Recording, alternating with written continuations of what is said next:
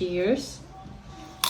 Another day, another reason para mas lalo niya akong mahalin. Kasi sino ba naman tatanggi sa crispy lechon kawali? Char lang. Anyway, ayan, meron nga ako ditong 1 kilong pork belly na nabili ko sa Asian shop. Kaya naisipan ko nga magluto ng lechon kawali, pero lulutuin natin sa air fryer. Hinugasan ko na nga ng mabuti yung karne dito. Tapos ayun, tinusok-tusok ko nga lang ng konti. Tapos naglagay nga rin ako dito ng mga pampalasa na asin at paminta. Minasage ko nga lang ito ng mabuti para talaga pumasok yung mga pampalasa dito sa loob ng karne. Naghiwa na nga rin ako dito ng sibuyas dahil nga lalagain na muna natin itong karne. Papalambutin ko nga lang ito ng halos mga 1 oras para pag niluto natin sa air fryer, madalian na lang. Sinalang ko na nga itong karne tapos ay naglagay na nga rin ako dito ng bawang at sibuyas. Naglagay na nga rin ako dito ng dahon ng laurel at pamintang buo. Tatakpan ko na muna nga ito at papakuluan ko nga ito ng 1 oras so hanggang sa lumambot yung karne. Time to time nga, ayan, binabaligtad ko yung karne para pantay yung pagkalambot niya. After ng 1 oras at kalahati, ayan, okay na nga itong karne kaya isi-set aside ko na. Next day na nga itong video na to dahil pinalamig ko na muna yung karne sa ref para matuyo talaga siya dahil yun nga ang sekreto para mas crispy ang bala. Nakalabas ko pa nga lang sa ref nito at ayun, tinusok-tusok ko nga sa tinidor dahil lalagyan ko pa nga ito ng asin at paminta para talaga pumasok sa loob. Pinahiran ko nga rin ito ng counting olive oil. At ayun nga, ang baby Aiden nasa gilid ko dahil gutom na. Pagkalagay ko nga ng asin at paminta, i-rest ko na muna yung karne ng 10 to 15 minutes. Tiniskaso ko na muna itong mga gulay nga na ipapares namin dito sa lechon kawali. Ayun, marami nga kaming biniling gulay at hiniwa-hiwa ko na rin at hinugasan. Masarap kasi ipares ito sa kahit anong ulam. Ayun, hinugasan ko nga lang na mabuti para sure ako na malinis talaga itong mga gulay na nabili ko. Preheat na nga rin ako dito ng oven dahil sa oven ko lulutuin yung mga gulay. Ayun, isinalang ko na itong pork belly sa air fryer natin ng 180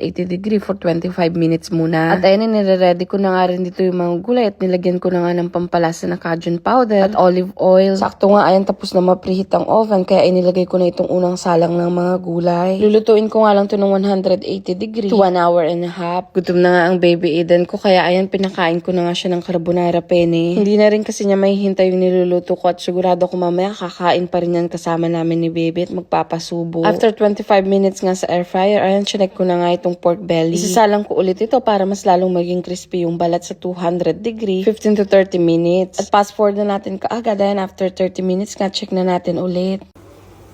Check natin kung luto na talaga siya.